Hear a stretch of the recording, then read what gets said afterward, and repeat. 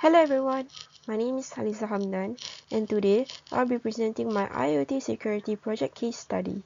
We'll cover important protocols in the Internet of Things, their real-world applications, notable attack analysis, and how we can model and defend against such threats.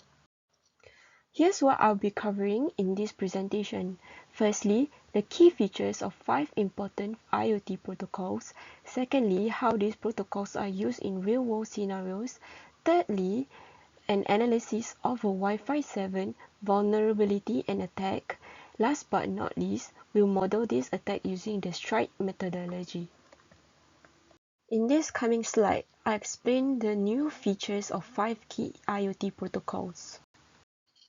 Starting with Bluetooth version 5.4, this version supports PAWR and ESL. PAWR allows secure bidirectional communication in a star network, which is perfect for small retail environments. As for ESL, or known as electronic shelf labels, it enables stores to update prices wirelessly. Also, Bluetooth version 5.4 includes encryption and is optimized for low energy consumption and is more secure. Here, in MQTT version 5, it improves performance and reliability in IoT networks.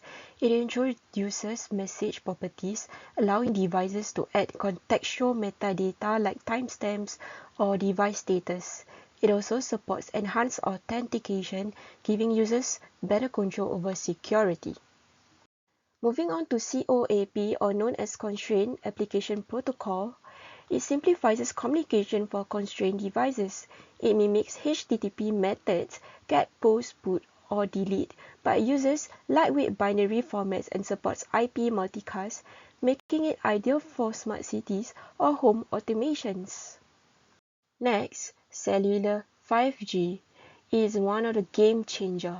It delivers ultra-low latency and high-speed connectivity up to 10 Gbps.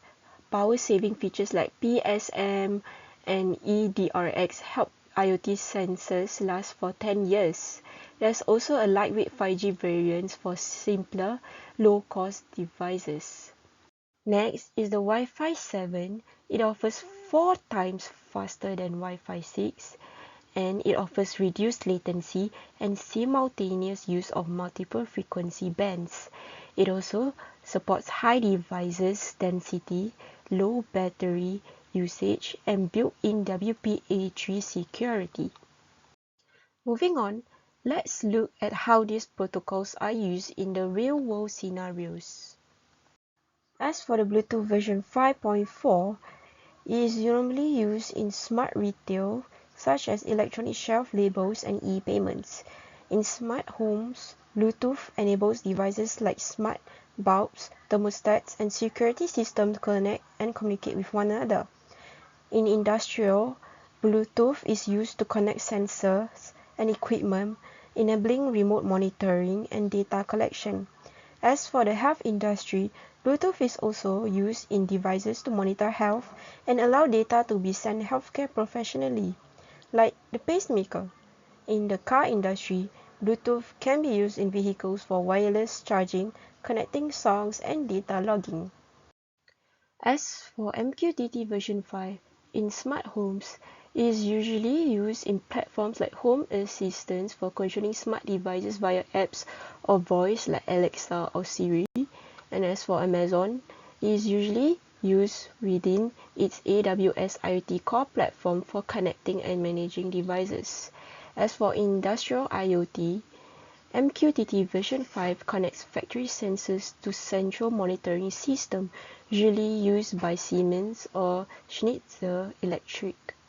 And last but not least, in smart agriculture, it is usually used to send data from soil sensors, weather stations, and irrigation systems.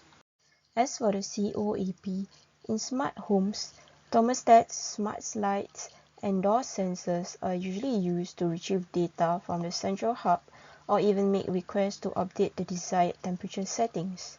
As for the smart cities, COAP connects with various IoT devices such as streetlights and parking sensors. is normally used to control the intensity of the ambient light levels. In industrial IoT, COAP can be used to facilitate communication among sensors and controllers. As for the healthcare industry, it can be used to communicate health data like a cloud server using COAP. This helps to track a user's health status. Moving on to cellular 5G, it is normally used daily for high-speed data and low-latency connectivity. In smart cities, 5G can be used to power connected traffic systems, emergency alert systems, and city surveillance cameras with real-time video feed.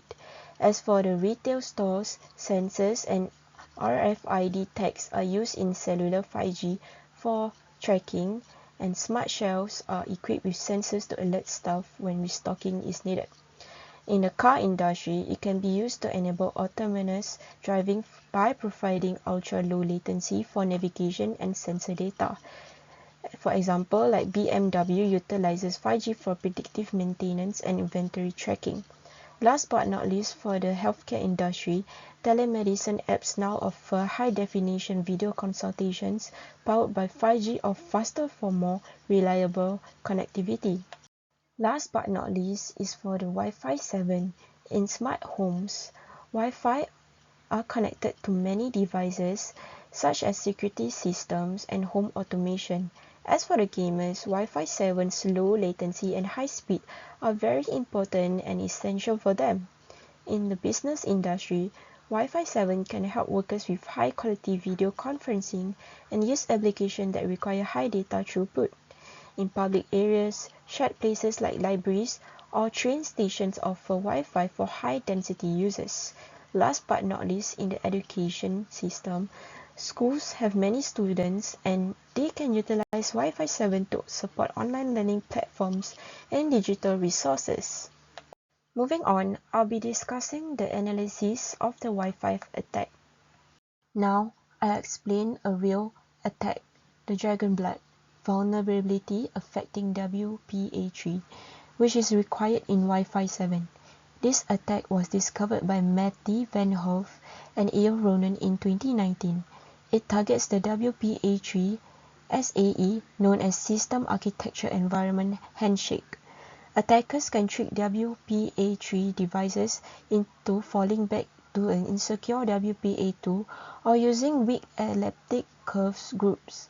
By modifying tools like air cracking, attackers can measure timing variations and perform side channel attacks to leak key material.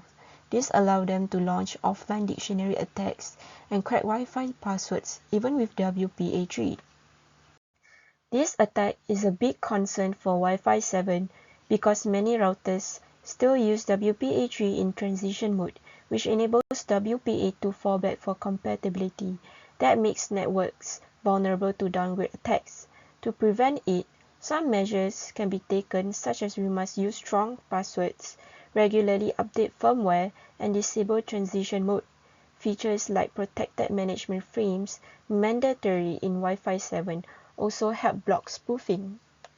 Moving on, recent research from 2024 and 2025 found new variants of Dragonblood exploiting cache timing in real routers. Studies also show that 60% of enterprise setups still use WPA3 transition mode, keeping them vulnerable. There's ongoing work to integrate post-quantum cryptography into WPA3 to defend against future threats. Vendors are also phasing out WPA2 fallback in a new firmware. In conclusion, Dragonblood reminds us that even secure protocols like WPA3 can fail if they are poorly implemented. Strong standards are not enough. We need secure coding practices, timely patches, and user awareness to truly protect modern IoT networks. Now let's look at the model of the Dragonblood attack using the STRIDE frameworks. In this STRIDE modeling example, I've used the STRIDE STRIDE framework to analyze the Dragonblood attack on WPA3, which is critical for Wi-Fi 7 network. Under the spoofing S, an attacker creates a fake access point with the same network name but using WPA2 instead of WPA3. This tricks client devices into connecting insecurely. In tampering T, the attacker modifies handshake packets, injecting weak parameters to reduce cryptographic strength. As for the repudiation R, risks arise if attackers erase or alter system logs, hiding their presence. As for I, information disclosure is a major issue here.